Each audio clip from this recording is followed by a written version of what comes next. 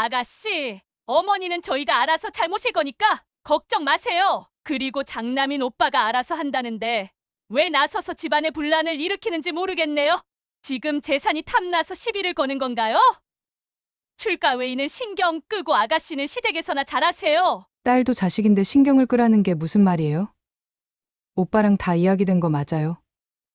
아니, 어떻게 땅을 팔 수 있어요? 그건 부모님이 평생 일군 재산이에요. 어머니 살아 생전에 우리에게 재산을 넘겨주시면 재산 소송도 유류분 청구도 못한다는 거 알죠? 저희한테 잘해야 조금이라도 나눠드릴 테니까 더 이상 어머니께 전화해서 이러쿵저러쿵 하지 마시고 이 집 장남이 알아서 할 테니까 아가씨는 더 이상 왈가왈부하지 않았으면 좋겠어요. 그게 무슨 소리죠? 우리 부모님 재산인데 왜 당신이 자기 것처럼 말하는 거예요? 우리 엄마 재산인데 딸인 내가 알아보겠다는데 뭐가 문제예요? 오빠랑 다시 이야기해야겠어요. 아가씨, 계속 이렇게 나오시면 좋을 게 없을 텐데요. 알아서 하세요. 사연을 듣고 난 후 각자의 의견을 댓글로 남겨주시기 바랍니다. 사소한 댓글이라도 사연자분에게 큰 힘이 될 수 있습니다. 각색될 수 있고 사연자분의 입장에서 구성될 수 있습니다. 남이슬 씨는 어린 시절 부모님은 오빠를 유독 챙기며 장남이라는 이유로 그에게 많은 관심을 쏟으셨습니다. 그녀는 그런 부모님의 태도에 종종 서운함을 느끼곤 했습니다.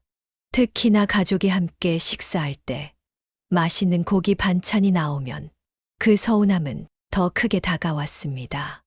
어느 여름날 저녁 어머니는 특별히 정성껏 준비한 소고기 구이를 식탁에 올려두셨습니다.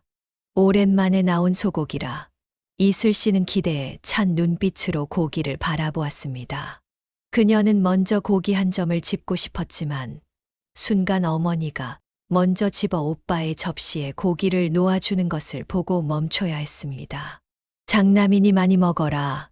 어머니는 오빠에게 고기를 건네며 따뜻하게 말씀하셨습니다. 순간 속상한 마음이 들었지만 겉으로는 아무렇지 않은 척하며 밥을 먹었습니다. 나도 한 번쯤 먼저 고기를 받고 싶은데 이슬 씨는 속으로 생각했습니다. 오빠는 어머니의 권유대로 고기를 맛있게 먹고 있었지만 이슬 씨는 그저 묵묵히 밥만 먹으며 고기가 다 떨어지지 않기만을 바랐습니다. 그러나 그날 고기는 오빠의 접시로 먼저 향했고 그녀에게 남겨진 고기는 몇 점뿐이었습니다. 그 모습을 보며 이슬 씨는 어린 마음에 울컥하는 감정을 느꼈지만 가족 앞에서 눈물을 보이고 싶지 않았기에 더욱 밥만 먹는데 집중했습니다. 그러다 아버지가 오빠를 바라보며 미소를 지으며 말씀하셨습니다. 우리 장남 잘 먹어야 힘이 난다.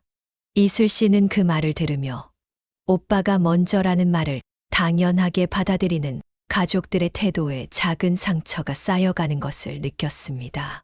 그런 일이 반복될수록 그녀는 가족들의 기대 속에서 오빠가 항상 우선시되는 것을 깨달았습니다. 그날 이후로도 가족이 고기 반찬을 먹을 때면 이슬 씨는 고기를 마음껏 먹는 오빠의 모습을 보며 아쉬운 마음을 감추기 바빴습니다. 그러다 가끔은 어머니나 아버지가 너도 먹어라 라고 말하면 그녀는 이미 상처받은 마음을 감춘 채 억지로 미소 지으며 고기 한 점을 집곤 했습니다. 그 순간순간은 짧았지만 이슬 씨의 마음 속에는 부모님이 오빠를 먼저 챙기는 모습이 계속해서 쌓여갔습니다. 부모님은 나름대로 그녀를 배려한다고 생각했겠지만 어린 이슬 씨에게는 자신이 뒤로 밀리는 것 같은 기분이었고 이 감정은 오랫동안 마음에 남게 되었습니다. 그래도 이슬 씨는 부모님을 이해하려고 노력했습니다. 부모님이 오빠를 장남이라며 더 챙기시는 이유가 있다는 걸 그녀는 알았기 때문입니다. 오빠는 남자이기 때문에 부모님의 농사일이나 집안일에서 신체적으로 더 힘든 부분을 도맡아 해야 할 때가 많았습니다. 과수원에서 무거운 박스를 옮기거나 가끔은 부모님이 부재 중일 때 가게를 맡아 보기도 했습니다. 그래서 부모님이 오빠에게 힘이 날 수 있도록 맛있는 고기 반찬을 더 주고 그의 노고를 치하하는 말들을 건네셨던 것입니다. 이슬 씨는 어릴 때부터 그런 모습을 보며 자신이 받고 싶었던 관심이 오빠에게 돌아가는 상황을 납득하려 애썼습니다. 그녀는 부모님께서 오빠에게 베푸시는 사랑과 관심이 자신을 덜 사랑해서가 아니라 오빠가 남자로서 부모님을 많이 돕기 때문에 돌아가는 것이라고 스스로를 위로했습니다. 그런데 오빠는 그다지 영리한 성격이 아니었습니다. 그는 마음이 곧고 순수한 편이어서 어려서부터 친구들에게 속아 여러 번 손해를 보곤 했습니다. 예를 들어 한 번은 친구와 함께 놀이공원에 가기로 했는데 친구가 입장료를 내겠다고 해놓고는 막상 가서 오빠에게 현금이 부족하다며 입장료를 모두 내게 했습니다. 그날의 오빠는 친구의 말에 완전히 속아 넘어가 오히려 친구에게 미안하다고 사과하며 입장료를 지불했습니다. 그뿐만 아니라 오빠는 또 다른 친구와 동업 이야기를 나눴을 때도 손해를 봤습니다. 그 친구는 좋은 사업 아이템이 있다며 오빠에게 초기 자본을 맡기게 했고 그 돈을 투자했지만 정작 사업은 시작도 못하고 끝나버렸습니다. 오빠는 이런 일들을 겪을 때마다 상처받은 모습을 보였고 결국 부모님께도 그 사실이 알려져 꾸중을 들었습니다. 이슬 씨는 그때마다 오빠가 안쓰럽게 느껴졌습니다. 나중에 알고 보니 오빠가 친구와 시작하려던 사업은 부모님이 절대 허락하지 않을 도박성 있는 일이었기 때문에 부모님은 그가 결국엔 손을 뗀 것에 오히려 안도하셨습니다. 이슬 씨는 오빠가 이렇게 단순하고 순진한 성격이라는 걸 알았기에 부모님이 그를 더 챙기는 것에 대해 마음속 깊이 이해하려 했습니다. 오빠가 자신보다도 부모님의 일을 도와드리며 성실히 살아가는 모습을 볼 때면 그가 더 큰 사랑을 받는 것이 어쩌면 당연하다고도 생각했습니다. 게다가 그런 오빠가 부모님께 조금이라도 의지할 수 있도록 하려는 부모님의 마음을 이슬 씨는 점점 이해하게 되었습니다. 그래서 그녀는 자신이 느꼈던 소소한 상처들, 오빠가 맛있는 반찬을 더 받을 때 느꼈던 아쉬움 같은 감정들을 묻어두기로 했습니다. 어쩌면 부모님이 오빠를 많이 챙기고 돌보는 것은 오빠가 더 필요한 존재이기 때문일지도 모른다는 생각이 이슬 씨의 마음속 깊이 자리 잡았습니다. 시간은 지나 남이슬 씨는 결혼한 지 5년 차 된 주부였지만 그녀의 오빠는 이제 결혼한 지 반년 정도 된 상황이었습니다. 정식으로 식을 올리진 않았고 사실혼 상태라고 할 수 있었습니다. 오빠는 올해 42살, 만으로는 40살이라며 우기는 노총각이었습니다. 20대에는 서울에서 시간을 헛되이 보내며 친정아버지가 남겨준 재산의 절반을 날려버리고 결국 친정이 있는 경기도 외곽으로 내려와 살고 있었습니다. 친정아버지는 큰 과수원을 운영하셨고 땅도 있었으며 오빠가 서울에서 가게를 시작할 때 5억 정도의 땅을 팔아서 도와주셨습니다. 그녀는 그때도 아버지가 평생 일군 땅을 파는 것이 마음이 아팠지만 오빠가 사업에 성공하면 부모님께 잘하겠지 하고 생각했습니다. 그러나 오빠가 성공하는 모습을 보지 못한 채 아버지가 돌아가셨습니다.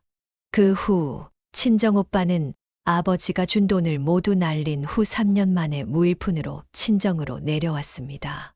집을 살 돈이 없었던 오빠는 엄마 집에서 살고 있는 상황이었습니다. 오빠는 아버지가 하던 과수원의 배달 일을 맡아서 하고 있었습니다.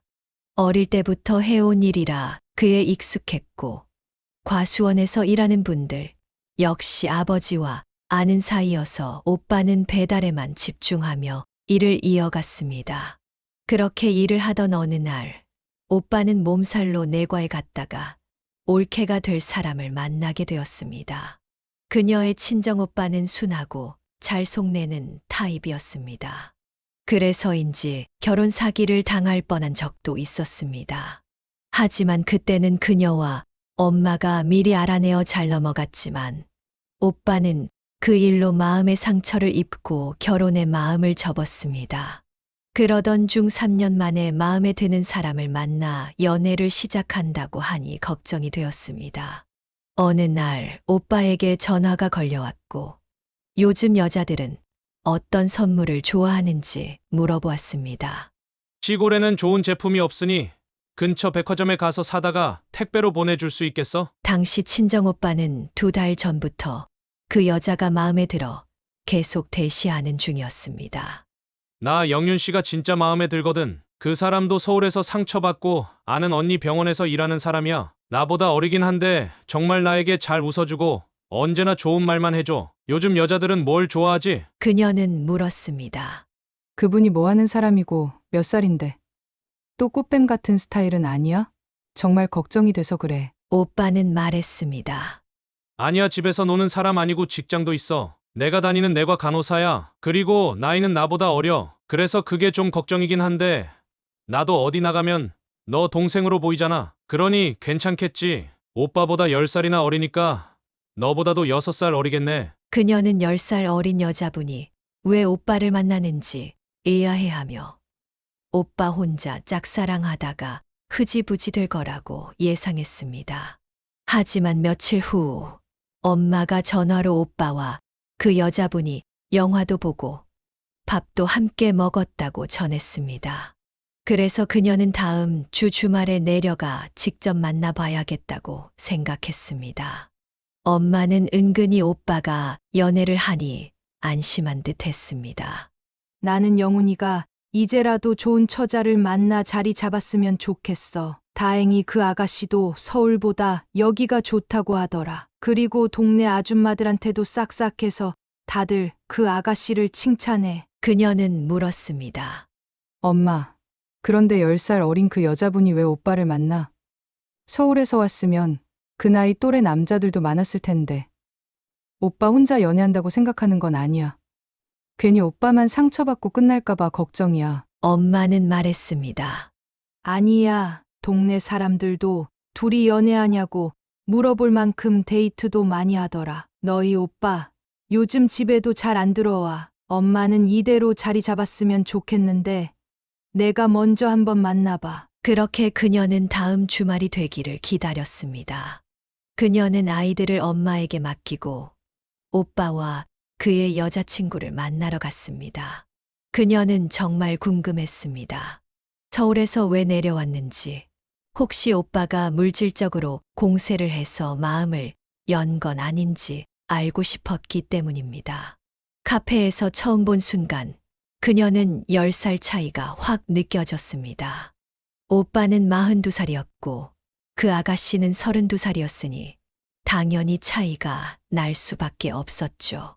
안녕하세요. 영훈 오빠한테 이야기 많이 들었어요. 저는 김영윤이라고 해요. 제가 편하게 언니라고 해도 될까요?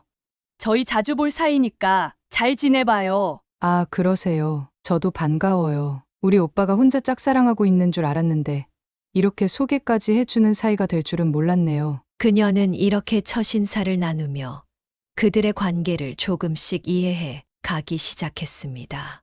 그녀는 오빠에 대한 걱정이 많아서 한 번 뵙고 싶다고 말했습니다. 그러자 오빠는 자신감 있는 표정으로 말했습니다. 봐, 내가 우리 둘 사이에 문제 없다고 했지. 10살 차이지만 우리가 잘 사귀고 있으니 걱정하지 마. 엄마도 너도 너무 걱정이 많아. 서울에 살다 보니 그녀는 서울살이 이야기를 하게 되었고 카페에서 오빠와 아가씨와 함께 대화를 나누다가 맥주집으로 이동했습니다. 몇 시간 동안 이야기하면서 아가씨의 성격이 정말 영업직에 적합해 보인다는 생각이 들었습니다. 싹싹하고 잘 웃으며 누가 봐도 괜찮은 인상이었기 때문입니다. 그녀와 조금 친해졌다고 생각했는지 오빠가 잠시 자리를 비운 사이 아가씨는 마음속 이야기를 꺼냈습니다. 사실 서울에서 너무 치여서 힘들어서 내려왔는데 이 동네가 과수원도 많고 땅도 많아서 다들 부유한 것 같아요. 아가씨는 살짝 취한 듯 하면서 도심에서도 멀지 않고 또래 사람들은 대형 세단을 몰고 다닌다고 말했습니다. 서울에서는 제 또래가 다들 연봉 3천 정도는 벌고 솔직히 부모한테 재산을 받지 않으면 살기 힘들죠. 갑자기 사는 수준에 대해 이야기를 꺼내길래 술에 취했나 싶었습니다. 그래도 분위기는 좋았기에 그녀는 가볍게 맞장구를 쳤습니다. 영윤 씨 정도면 또래 남자가 더 잘 맞지 않아요? 그리고 여기는 서울에 비해 시골이라 답답할 수도 있는데 괜찮으세요? 그러자 아가씨는 웃으며 답했습니다. 아니요. 저는 복잡한 걸 싫어해서 괜찮아요. 그런데 언니는 시집 갈 때 친정에서 얼마나 보태줬어요? 갑작스러운 결혼 이야기에 그녀는 깜짝 놀랐습니다. 어떻게 답해야 할지 고민하다가 솔직하게 말했습니다.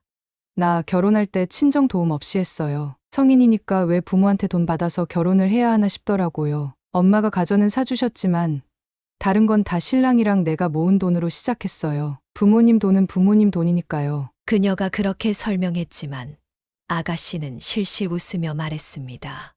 아니, 그래도 다들 오빠는 잘 산다고 하더라고요. 재산이 20억은 훌쩍 넘는다고 부동산 아주머니가 그러시던데요. 그녀는 침착하게 설명했습니다. 그건 부모님 재산이에요. 과수원을 팔아야 그 돈이 생기는 거죠. 엄마가 돌아가시기 전까지 우리 남매는 과수원을 팔 생각이 없거든요. 그때 오빠가 자리로 돌아왔고 아가씨의 표정이 좋지 않자 무슨 이야기를 했는지 물었습니다. 왜 무슨 심각한 이야기 하는 건데? 당신 표정이 정말 심각해 보여. 아가씨는 말했습니다.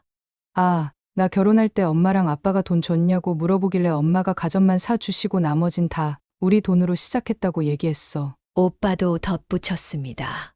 그래, 내 동생은 부모님 도움 없이 시작했어. 부모님이 과수원을 가지고 계시고 땅을 팔지 말라고 동생이 얘기한 덕분이지. 우리가 땅은 있지만 그걸 팔아야 돈이 되는 거잖아. 그러자 아가씨는 의아한 표정으로 말했습니다.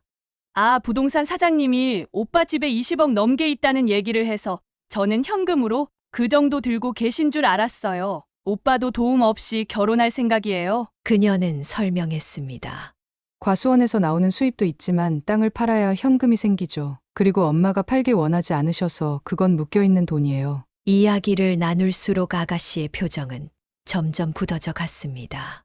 그러나 그녀는 과수원 땅이 엄마가 팔길 원하지 않는 묶여있는 돈이라는 것을 강조했고 오빠도 도움을 받지 않겠다고 했습니다. 오빠는 첫 번째로 땅을 팔아 도움을 받았고 더 이상 그런 도움을 원하지 않았습니다. 둘의 연애 이야기를 듣다 보니 아가씨는 처음에 오빠의 나이가 많다고 거절했다가 그에 대한 소문을 듣고 갑자기 사귀기로 한 상황이었습니다. 동네에서는 오빠네 재산이 20억이 넘는다는 소문이 돌았기에 아가씨가 연애를 시작한 것이었죠.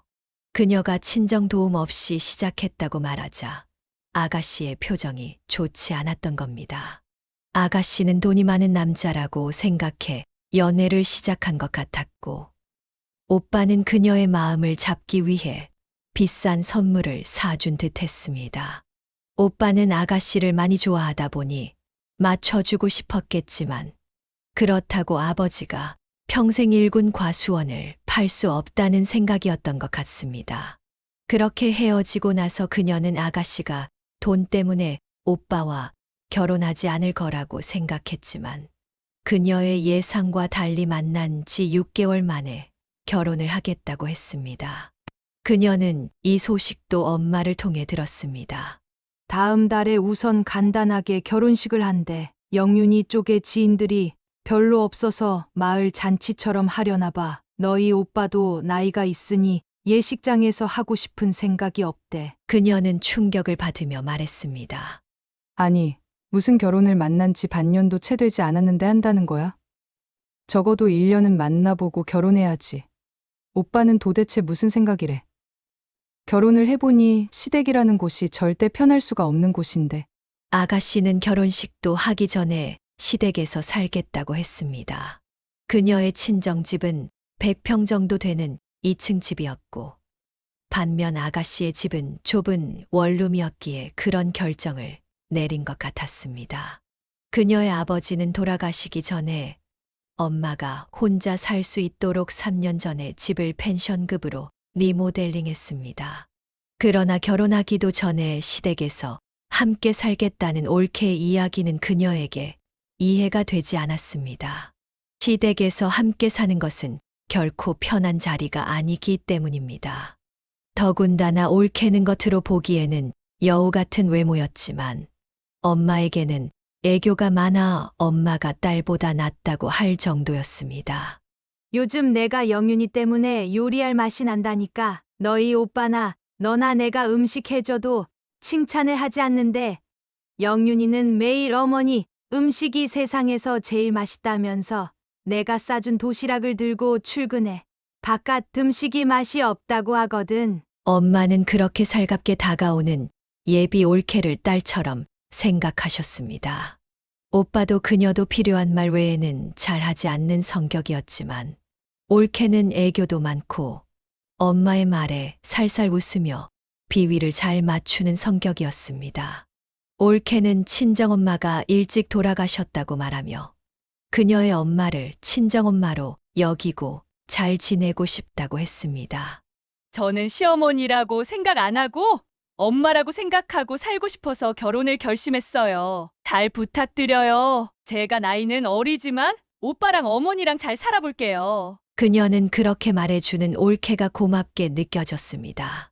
생긴 것과 달리 사근사근한 성격이라 마음에 들었고 신랑도 올케가 들어온 후 장모님이 훨씬 생기 있어지고 밝아지신 것 같다고 이야기할 만큼 엄마는 올케를 좋아하셨습니다.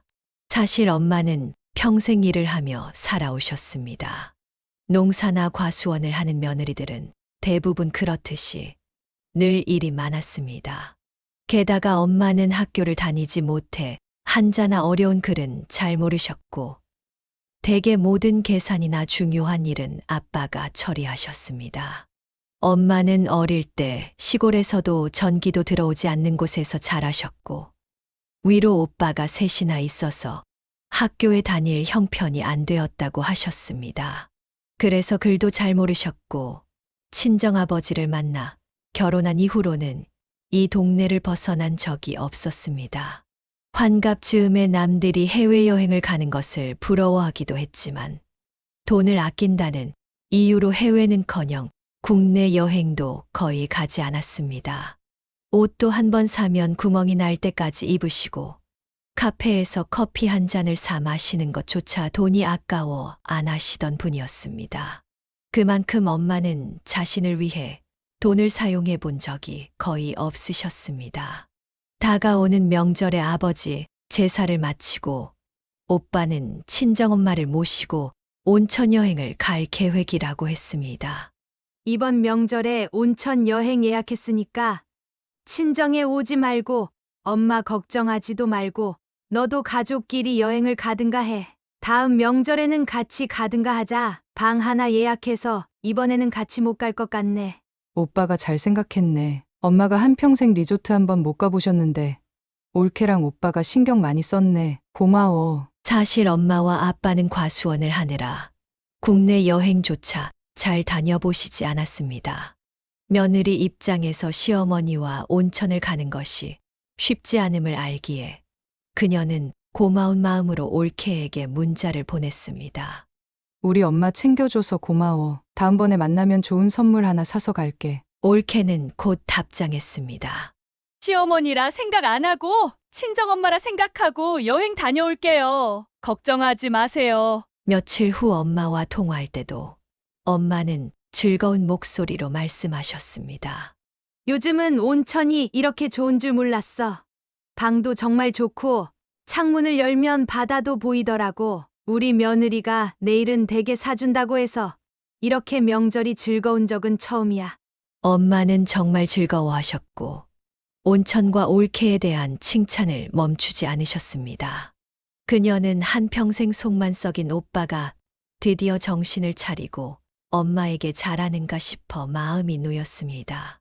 엄마는 오빠가 사업이 망했을 때 연락이 되지 않아 쓰러지신 적도 있었고 오빠 때문에 상처를 많이 받으셨습니다. 그런 오빠가 이제라도 엄마를 챙겨주니 너무나 고마웠습니다. 그렇게 친정엄마는 3박 4일 동안 여행을 다녀오셨고 매일 그녀에게 전화를 걸어 소식을 전하셨습니다. 오늘은 바다가 보이는 카페에서 커피를 한 잔 마셔봤어. 왜 사람들이 여행을 다니는지 이제 알겠어. 정말 속이 뚫리는 느낌이더라. 너희 아빠 살아있을 때 함께 여행 좀 다닐걸. 그게 후회되네. 그래도 아들이랑 며느리 덕분에 좋은 거 보고 좋은 거 먹고 정말 행복했어. 엄마가 보내준 사진 속의 미소를 보며 그녀는 이제 친정 걱정을 덜어도 되겠다고 생각했습니다. 여행을 다녀오신 후 그녀는 명절 때 친정집에 가지 못한 탓에 주말에 엄마를 뵈러 갔습니다. 그러나 엄마는 청천벽력 같은 말을 하셨습니다. 내가 앞으로 살아도 10년일 텐데 너희 오빠네 부부가 나와 쭉 살겠다고 하네. 그래서 내가 이번에 재산을 정리하기로 했어. 집도 며느리랑 같이 살려면 직장 근처가 좋을 것 같아서 이 집을 팔고 과수원도 팔아서 시내에 있는 60평 아파트로 이사 가려고 생각 중이야. 엄마, 갑자기 무슨 말씀이세요? 오빠랑 이야기 다 된 거예요? 그녀는 믿기지 않는다는 듯 되물었습니다. 그녀는 엄마에게 말했습니다. 요즘 시어머니랑 같이 산다는 며느리가 어디 있어요? 엄마, 그래도 오빠 이름으로 아파트 계약하지 말고 꼭 엄마 이름으로 하세요. 꼭이요. 알았죠? 엄마는 미소 지으며 대답했습니다.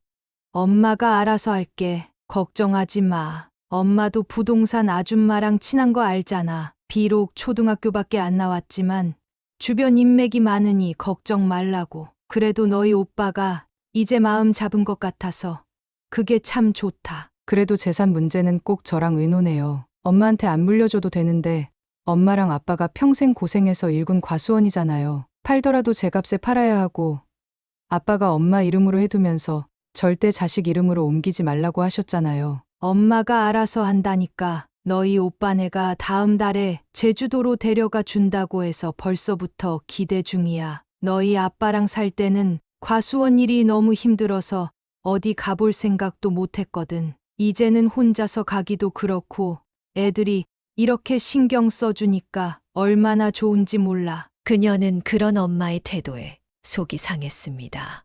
오빠네 부부가 좋아진 건 반가운 일이었지만 엄마가 너무 빠르게 일을 처리하시는 게 걱정되었습니다. 그녀는 엄마에게 아파트를 엄마 명의로 하라고 강조했지만 엄마는 제주도 여행에 들뜬 나머지 다른 말은 듣지 않는 듯 했습니다. 그녀는 오빠에게 직접 말했습니다. 엄마 모시고 사는 건 좋은데 집 명의는 오빠 이름으로 하지 마. 아빠 유언에 엄마 돌아가시기 전까지 과수원은 팔지 말라고 했던 거 기억나지? 그러니까 시내 아파트 구입할 때 꼭 엄마 명의로 해. 오빠는 투덜거리며 대답했습니다. 오빠가 알아서 할게. 내가 모시고 살 것도 아니면서 그냥 알았다고만 해. 너 몫으로도 몇 억 남겨줄 테니 더 이상 엄마한테 말 꺼내지 마. 그리고 결혼했으면 친정에도 그만 오고 내 삶을 살아. 여긴 신경 끄고. 그녀는 당황해 되물었습니다. 도대체 그게 무슨 말이야? 엄마 잘 챙기라고 할 때는 언제고 왜 갑자기 땅도 팔겠다고 하는 건데? 조금 더 천천히 해도 되잖아. 결혼한 지 고작 한 달 지났잖아. 오빠는 짜증을 내며 말했습니다. 결혼한 지 한 달이든 1년이든 우리 와이프랑 의논해서 정한 거야. 내가 나서서 일을 망치지 않았으면 좋겠어. 우리 일은 신경 끄고 결혼했으면 너네 일이나 신경 써. 친정집에 신경 쓰지 말라고. 오빠의 말에 그녀는 분노를 참을 수 없었습니다. 지금까지 친정에 신경 쓰며 오빠에게 고맙다는 말을 들었던 그녀였기에 오빠의 태도가 너무나 충격적이었습니다. 그 다음 날 올케가 전화를 걸어왔습니다. 그녀는 올케가 사과하려고 전화를 했다고 생각했습니다. 오빠가 잘못한 게 분명했기 때문이었습니다. 그러나 그녀의 예상은 빗나갔습니다. 아가씨, 어머니는 저희가 알아서 잘 모실 거니까 걱정 마세요. 그리고 장남인 오빠가 알아서 한다는데 왜 나서서 집안의 분란을 일으키는지 모르겠네요. 지금 재산이 탐나서 시비를 거는 건가요? 출가 외에는 신경 끄고 아가씨는 시댁에서나 잘하세요. 나이 어린 올케가 결혼 한 달 만에 출가 외인 운운하며 어른 행세를 하는데 그녀는 기가 막혔습니다. 그녀는 차분히 물었습니다. 딸도 자식인데 신경을 끄라는 게 무슨 말이에요? 오빠랑 다 이야기된 거 맞아요? 아니, 어떻게 땅을 팔 수 있어요? 그건 부모님이 평생 일군 재산이에요. 올케는 단호하게 말했습니다. 어머니 살아 생전에 우리에게 재산을 넘겨주시면 재산 소송도 유류분 청구도 못한다는 거 알죠? 저희한테 잘해야 조금이라도 나눠드릴 테니까 더 이상 어머니께 전화해서 이러쿵저러쿵 하지 마시고 이 집 장남이 알아서 할 테니까 아가씨는 더 이상 왈가왈부하지 않았으면 좋겠어요. 그녀는 분노를 참지 못하고 반박했습니다. 그게 무슨 소리죠? 우리 부모님 재산인데 왜 당신이 자기 것처럼 말하는 거예요? 우리 엄마 재산인데 딸인 내가 알아보겠다는데 뭐가 문제예요? 오빠랑 다시 이야기해야겠어요. 그러자 올케는 비꼬는 듯한 말투로 대답했습니다. 아가씨, 계속 이렇게 나오시면 좋을 게 없을 텐데요. 알아서 하세요. 그녀는 결국 전화를 끊었고 올케의 본색에 충격을 받았습니다. 평소에 상냥하고 듣기 좋은 말만 하던 사람이 이제 본색을 드러낸 듯 보였습니다. 그녀는 바로 친정엄마에게 이 사실을 말했습니다. 당연히 엄마가 없던 일로 하실 줄 알았지만 엄마는 오히려 오빠 부부의 편을 들며 말씀하셨습니다. 그녀는 엄마에게 걱정스러운 마음을 담아 말했습니다. 엄마, 이건 아닌 것 같아요. 절대 오빠 부부한테 전 재산 넘기시면 안 돼요. 꼭 엄마 통장에 돈을 남겨두셔야 돼요. 엄마는 차분하게 대답했습니다. 네가 뭘 걱정하는지 알아. 우리 그래도 너희 오빠 한 번만 더 믿어보자. 하고 싶다는 일도 있고, 올케도 직장 잘 다니고 있고, 그리고 나도 새 아파트 구경 다니니까 참 좋더라. 너희 오빠도 이제 마음 먹고 잘 살아볼 생각이니까. 엄마, 그래도 재산 문제는 꼭 저랑 의논해 주세요. 나한테 물려주지 않으셔도 되지만 엄마랑 아빠가 평생 고생해서 일군 과수원인데 팔더라도 제 값에 팔아야 하잖아요. 엄마는 고개를 끄덕이며 말했습니다. 엄마가 알아서 할게. 너희 오빠네가 다음 달엔 제주도로 데려가 준다고 했어. 너희 아빠랑 살 때는 과수원 일이 힘들어서 어디 갈 생각도 못했지. 이제 애들이 이렇게 신경 써주니 너무 좋다. 그러나 그녀는 엄마의 결정이 너무 빠르다고 느껴졌습니다. 오빠네 부부가 좋아진 것은 반가운 일이었지만 엄마가 너무 일찍 모든 일을 정리하시려는 게 걱정되었습니다. 얼마 후 엄마는 과수원을 아시는 분에게 팔기로 했다고 하시며 벌써 계약금으로 2억을 받았고 오빠와 함께 계약을 마쳤다고 전했습니다. 엄마, 계약할 때 저도 같이 가자고 했잖아요. 오빠 이름으로 다 해준 건 아니죠? 엄마, 주변에 물어보세요. 재산만 받고 부모 나 몰라라 하는 사람도 많잖아요. 오빠가 옛날에 돈 받고 서울 가서 연락도 끊었던 거 기억 안 나세요? 엄마는 한숨을 쉬며 대답했습니다.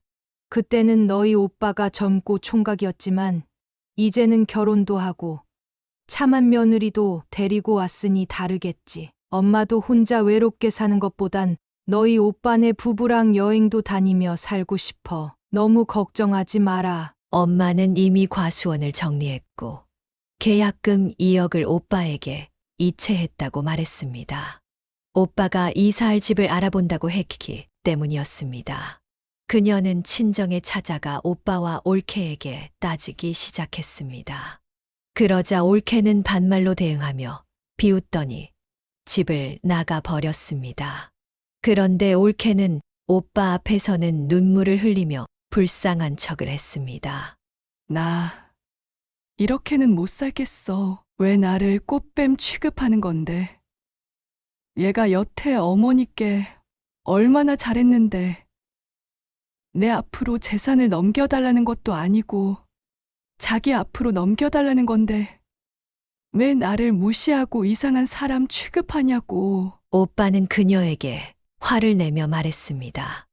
너 왜 자꾸 내 마누라한테 그러는 건데? 우리도 엄마 모시고 산다잖아. 그런데 왜 그러는데? 내가 이 집 장남인데 당연히 내가 가지는 게 맞지. 왜 딸인 네가 나서서 일을 크게 만들어? 오빠와 올케는 마치 그녀가 모든 문제의 원인인 것처럼 몰아갔습니다. 엄마와 오빠는 집을 나간 올케를 보고 안절부절 못하며 그녀에게 사과하라고 다그쳤습니다. 오빠는 올케가 원하는 대로 해주겠다며 목소리를 높였습니다. 엄마, 내 이름으로 아파트 사주세요. 나 이혼하기 싫어요. 엄마도 며느리랑 사이좋게 잘 지내셨잖아. 부동산 사장님 오시기로 했으니까 과수원 사장님 오시면 바로 나한테 돈 주세요. 과수원 팔고 나면 돈을 반이라도 며느리 이름으로 이체해줘. 그러면 돌아올 거야. 그녀는 이를 듣고 화가 났습니다. 도대체 이게 무슨 소리 하는 거야? 엄마가 가지고 있어야 할 돈인데 오빠 통장에 넣으라고? 그러면 엄마는 뭐 먹고 살아? 오빠는 비웃듯이 대답했습니다. 우리가 엄마 모시고 살 건데 엄마가 왜 돈이 필요해? 자꾸 일 크게 만들지 말고 너나 신경 끄라고. 1시간 넘게 오빠와 그녀는 고성으로 다투었습니다. 그 순간에도 엄마는 말없이 지켜보기만 했습니다. 그녀는 엄마가 충격받으셨을까봐 걱정되었습니다. 그러던 중 과수원 매입을 희망하던 사장님이 집으로 찾아왔습니다. 사장님은 과수원뿐만 아니라 주택도 함께 구입할 예정이었습니다. 오빠는 다급하게 물었습니다. 사장님, 계약서 들고 오셨죠? 바로 제 통장으로 입금해 주세요. 그때까지 침묵하던 엄마가 사장님을 보며 차분하게 말했습니다. 오랜만에 뵙네요. 정말 제가 자식을 잘못 키웠나 봅니다. 사장님 말씀이 맞았어요. 사람은 오래 봐야 한다더니 자식을 너무 믿은 게 실수였어요. 1년은 사귀어 보고 결혼하라고 했어야 했는데 이제 알았으니 다행이에요. 그녀는 놀라며 엄마에게 물었습니다. 엄마, 이게 무슨 말이에요? 엄마가 이분을 어떻게 아세요? 엄마는 고개를 돌려 딸을 보며 차분하게 웃었습니다. 오빠와 그녀는 상황을 이해할 수 없었습니다. 엄마 몰래 거래를 진행하려고 부동산을 통해 미리 살 사람을 알아봤고 그 사람이 오늘 온 사장님이었습니다. 오빠는 당연히 이 사장님이 엄마와는 모르는 사이라고 생각해 중간에서 돈을 가로채려고 했던 것 같았습니다. 오빠는 이미 엄마의 도장과 서류를 모두 가지고 있었습니다. 그녀는 당황하여 물었습니다. 엄마, 이분을 어떻게 아시는 거예요?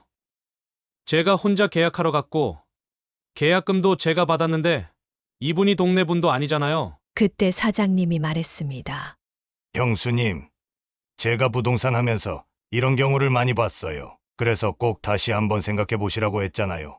형님과 형수님이 얼마나 고생하셨는지 알고 있는데 아들 녀석이 부모 재산 다 챙기려고 하는 걸 보니까 얘가 가만히 있을 수 없더군요. 사실 너희 아빠가 부탁하셨다. 우리 아내가 땅을 팔게 되면 사정을 보러 가달라고 말이야. 그래서 내가 산다고 한 거야. 엄마는 차분하게 말했습니다. 그래, 사장님이 다들 만류하시더라. 아들아, 너 그 2억 계약금은 아니다. 그건 네 몫으로 빼둔 돈이야. 앞으로 그거 가지고 살아라. 엄마가 너에게 주는 마지막 재산이다. 설마 너희가 내 전 재산을 가져가서 나를 요양병원에 보내려는 줄은 꿈에도 몰랐다. 오빠는 황급히 변명했습니다. 엄마, 그게 아니에요. 난 요양병원에 보내려는 게 아니라 그냥 땅 팔고 다른 사업을 해보고 싶었던 거예요. 내가 돈이 있어야지 와이프한테도 당당할 수 있다고요. 그래서 팔자고 한 거예요. 그러나 그녀는 오빠와 올케의 진심을 알고 나서 화가 치밀어 올랐습니다. 그들은 모든 재산을 받고 난 뒤 엄마를 요양병원에 보낼 계획이었습니다. 올케가 요양병원을 알아본다는 사실도 엄마의 지인이 알려주었고 부동산 사장님은 부모 재산을 자식에게 물려준 후 나 몰라라 하는 경우를 여러 번 본 분이었습니다. 사장님은 엄마에게 올케의 의도를 확인해 보자고 조언했고 엄마는 이에 따라 오빠 부부가 어떤 반응을 보이는지 두고 보기로 한 것입니다. 과수원을 정리했으니 갈 곳이 없다며 모든 돈을 다 내놓으라고 했겠지. 내가 이 동네에서 40년을 살았고 부동산 아저씨부터 지인들이 많으니 무슨 짓을 하려고 했는지 나도 알 수밖에 없었다. 사장님은 아빠의 친구고 다들 아빠와 나를 아는 사람들이다. 내가 새 사업을 하겠다며 날 속이려는 걸 알고 내가 모든 걸 다 내려놓기로 했다. 그녀는 분노에 차 오빠에게 큰 소리 쳤습니다. 정말 너무한 거 아니야? 우리 어릴 때 엄마랑 아빠가 과수원 하시며 얼마나 힘들게 지냈는지 알면서 서울에서 사업한다고 큰돈 들고 가서 다 잃어도 엄마는 단 한 번도 탓하지 않으셨는데 그제서야 오빠는 아무 말도 하지 못하고 도망치듯 집을 나갔습니다. 그녀는 곧바로 올케를 찾으러 병원으로 향했습니다. 아무리 생각해도 올케가 먼저 오빠에게 부추긴 게 분명하다고 느꼈습니다. 병원에서 만난 올케는 그녀를 보며 아무렇지 않게 웃었습니다. 그녀는 강하게 말했습니다. 당신 우리 집 재산 빼돌리고 엄마를 요양병원에 보낼 생각이었지? 내가 다 들었어. 당신이 알아보고 다니는 걸 모를 줄 알았어? 우리 엄마랑 나는 이 동네에서 20년 넘게 살았어. 올케는 당황한 듯 말을 이어갔습니다. 아가씨, 무슨 말씀을 하시는 거예요? 제가 시어머니랑 얼마나 잘 지냈는데요? 여기 제 직장이에요. 이렇게 큰 소리 내면 어떡해요? 나가서 이야기해요. 그러나 그녀는 물러서지 않았습니다. 아니지. 당신이 어떤 사람인지 다 알아야지. 부동산 사장님께 다 들켰으니 이제 소문 나는 건 시간 문제야. 우리 오빠 재산 보고 결혼한 거잖아. 엄마 과수원 팔라고 하고 이사 가자고 하더니 결국 당신 통장에 입금해달라고 한 거잖아. 올케는 연신 부인하며 말했습니다. 아니에요. 오해예요. 저는 그냥 시내가 어머니 병원 다니기도 편하고 아파트가 주택보다 덜 춥고 걸어 다니기 좋으니까 이사하자고 한 건데 왜 저만 탓하세요? 늘 저 어리다고 무시한 건 아가씨잖아요. 그녀는 비웃으며 대답했습니다. 그래. 끝까지 모른 척 하겠다고? 우리 오빠가 그러더라. 당신이 집을 오빠 명의로 안 해주면 들어오지 않겠다고. 그 2억도 당신 통장에 입금하라며?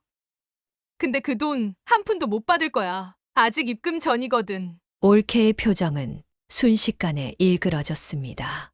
그녀는 그런 올케를 보며 드디어 진실이 밝혀졌다는 생각에 통쾌한 마음이 들었습니다. 그녀는 올케에게 모든 사실을 이야기하며 엄마의 통장도 자신이 가지고 있다고 단호하게 말했습니다. 엄마 통장은 내가 들고 있어. 한 푼도 못 받을 테니 그리 알아둬. 유류분 소송 어쩌고 하려고 해도 소용없어. 그녀의 말이 끝나자 올케는 얼굴이 사색이 되어 병원을 나가버렸습니다.